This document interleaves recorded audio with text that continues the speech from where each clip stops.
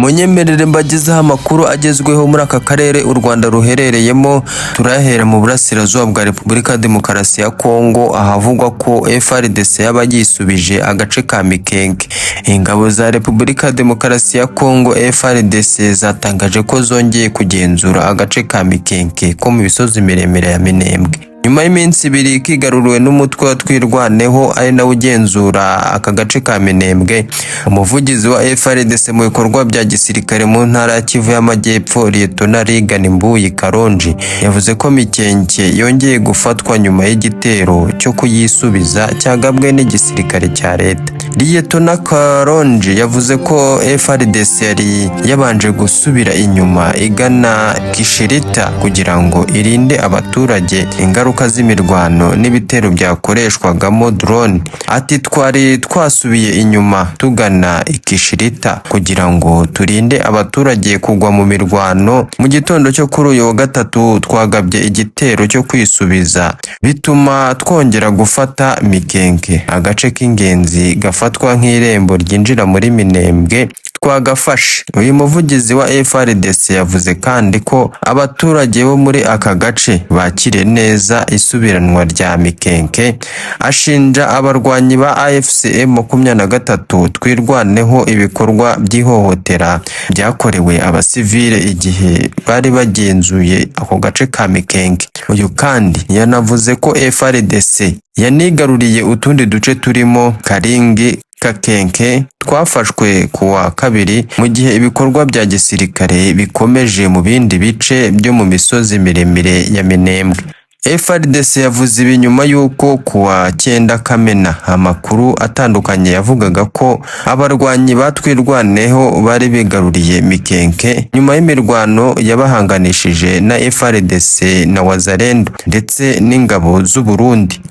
Aya makuru munyemerere nyakomereze kuri uyu mugabo wahoze uyobora iki gihugu kinini cyane cya Repubulika ya Demokarasi ya Kongo. Uwo ni Joseph Kabila, watangaje ko iki gihugu kigiye kubamo imyigaragambyo ikomeye, imyivumbagatanyo idasanzwe. Kabila yaburiye abanyekongo ko igihugu cyabo kiri kugana ku butegetsi bw'igitugu. Joseph Kabila Kabange wahoze ari perezida wa Repubulika ya Demokarasi ya Kongo yaburiye abaturage b'iki gihugu ko bari mu nzira igana ku butegetsi bw'igitugu mbere yo kubahamagarira guhagurukira umugambi uriho wo guhindura itegeko nshinga. Bikubiye mu butumwa yabageneye kuwa 4 tariki ya 11 Kamena, mu gihe muri Kongo Kinshasa hari umugambi wa Perezida Felix Tshisekedi wo guhindura itegeko nshinga. Kabila yavuze ko ibi bimaze igihe bivugwa ku mbuga nkoranyambaga byo guhindura itegeko nshinga bitakiri ibihuha cyangwa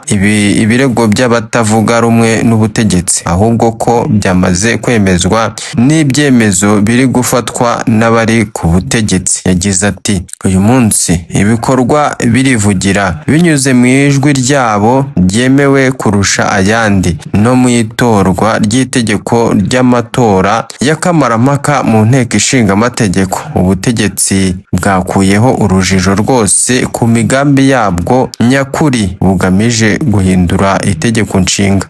Kabila yavuze ko icyo gikorwa ari ugutatira indahiro kubahiriza itegeko nshinga, ashimangira ko igihugu kiri kugana ku butegetsi budafite umupaka n'igihe ntarengwa, ibintu yavuze ko bishobora guhungabanya ituze n'ubumwe bw'abakongomani. Yagize ati intambwe ikomeye yamaze guterwa iganisha ku gushimangira igitugu no gushiraho ubutegetsi budafite umupaka utegamijwe cyangwa icyizere cy'ihinduranya rya demokarasi. Uyu wahoze ayobora Repubulika ya Demokarasi ya Kongo yanavuze ko igihugu kiri guhinduka nk'igikombe gishyushye gitegereje guturika kubera kubura umwuka wa demokarasi usanzwe ugifasha kugumana ituze n'ubumwe. Kabila yongeye kwibutsa ingingo ya 64 y'itegeko nshinga rya Repubulika ya Demokarasi ya Kongo, avuga ko buri munyekongo afite inshingano zo kurwanya umuntu cyangwa itsinda ry'abantu rikoresha ubutegetsi mu buryo bunyuranyije n'itegeko nshinga. Ati isi uburenganzira gusa ni inshingano y'ubupfura no gukunda igihugu. Kabila yashimangiye ko urwanya byimazeyo uwo mugambi. Kabila yashimangiye ko arwanya uwo mugambi wo guhindura itegeko nshinga. Ahamagarira imitwe ya politike, sosiyete sivile n'abaturage bose kwishyira hamwe bagaharanira kurinda itegeko nshinga n'ibyagezweho muri demokarasi.